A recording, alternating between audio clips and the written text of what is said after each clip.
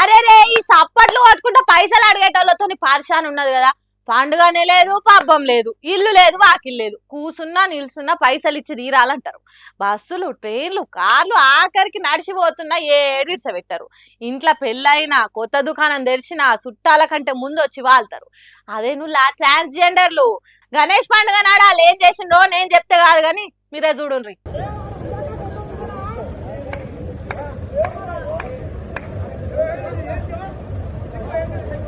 అబ్బబ్బబ్బా ఎట్లా రాయిలతోని ఏగలేక ఏడ్చి సచ్చడి అవుతున్నదని తలకాయలు పట్టుకునే కథ అయిందట. దేవుని విగ్రహాలు కొనుక్కొని పోతున్న పరిస్థితి.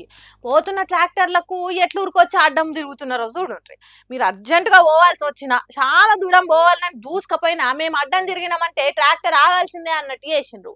వినాయకుని విగ్రహాలు ఉన్న ట్రాక్టర్లను ఇంచు మందం కూడా గడ్లనిస్తలేరు. అగ చూడండి, డ్రైవర్ అన్న నెత్తి పట్టుకుంటాండు వీళ్ళతో నేగలేక. పండుగ పూట సంబరం కొద్ది ఇచ్చినంత తీసుకోవాలి కానీ మాకు ఇంత కావాలి అంత కావాలని డిమాండ్ చేసి అడిగినంత ఇచ్చేదాకా పట్టుబట్టి సతాయిస్తున్నారట. టప్ప టప్ప సప్పట్లు కొట్టి సంపుగా తిన్నారట. అరే పూజ చేసుకోవాలి మమ్మల్ని ఓని అమ్మ అంటే గదంతా మాకు తెలియదు, పైసలు ఇచ్చి గదలమని వార్నింగ్ ఇస్తున్నారు. నల్గొండ జిల్లా దేవరకొండ పట్టణం డిండి రోడ్డు మీద జరిగింది ఇజ్రాల దందా. గణేష్ విగ్రహాలు తీసుకుపోయే ఏ బండి కనబడ్డా ఏం బట్టి పడ్డారట. అయినా రేవంత్ అన్న సర్కార్లా ట్రాన్స్జెండర్లకు కొలువులు ఇస్తున్నారు కదా, ఇంకా ముచ్చట ఇళ్ళకి తెలియదా?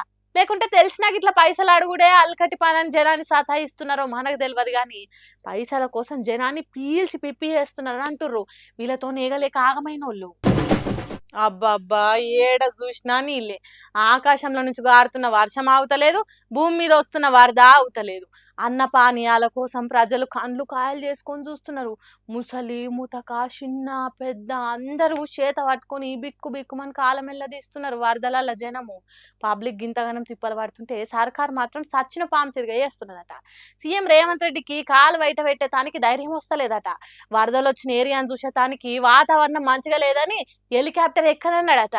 అధికారంలో ఉన్న సీఎం గట్లుంటే ప్రతిపక్షంలో ఉన్న వాళ్ళు చూడుండ్రి ఎట్లా తిరుగుతున్నారో.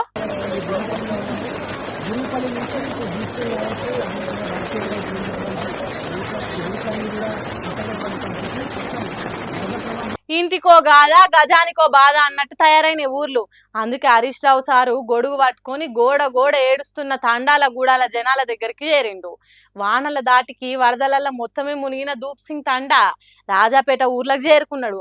ఆడ జనాన్ని పలకరించిండు, పైలంగా ఉండాలని చెప్పిండు, ధైర్యంగా ఉండుండ్రి మేము అండగుంటామని చెప్పిండు. ఇక తర్వాత మాట్లాడుకుంటా మంత్రి గారు మాట్లాడుతూ అంటాడు, హెలికాప్టర్ అంత అవసరమైతే తప్ప వాడద్దట, మీరు మాత్రం పెళ్లిలకు వాడుండ్రి, బీహార్ లో రాజకీయాల కోసం వాడండి, మీ సొంత కార్యక్రమాలకు వాడుకోండి. ఆనాడు ఖమ్మం జిల్లాలో కూడా హెలికాప్టర్ పంపకపోతే ప్రాణాలు పోయినాయి. ఇవాళ మెదక్ జిల్లాలో కూడా సకాలంలో హెలికాప్టర్ రాక ప్రజల ప్రాణాలు పోయినాయి. అంటే ప్రజల ప్రాణాలు పోవుడు అంత పెద్ద అవసరమైన ముచ్చట కాదు కావచ్చు సారు. మంత్రుల పెళ్లిళ్ళు పేరంటాలే చాలా అర్జెంట్ కావచ్చు. అందుకే అప్పట్లో 20 కిలోమీటర్లు 30 కిలోమీటర్లకు కూడా హెలికాప్టర్లు ఎక్కి తిరిగిండ్రు మంత్రులు. జనంజీవి కంటే వాళ్ళకి తిరుగుడు చాలా నిలువైన ముచ్చట కావచ్చు సారు. నిన్న ముఖ్యమంత్రి గారు ఇంత వరదలు వస్తుంటే వీడియో కాన్ఫరెన్స్ పెట్టి అత్యవసరంగా రివ్యూ చేయాల్సిన ముఖ్యమంత్రి ఆయన మూసీ సుందరీకరణ రివ్యూ చేస్తున్నాడు. ఇవాళ పొద్దున్న లేచి ఆటల పోటీల గురించి రివ్యూ చేస్తుంది. ఒక దిక్కు ప్రజల ప్రాణాలు పోతున్నాయి, తాగడానికి నీళ్లు లేవు. హవేలీ గన్పూర్లో నిన్నటి నుంచి కరెంటు లేక 7 గ్రామాల ప్రజలు మంచినీళ్లు లేక వర్షపు నీళ్లను ప్లేట్లలో గ్లాసులలో పట్టుకొని తాగుతున్న పరిస్థితి ఉన్నది.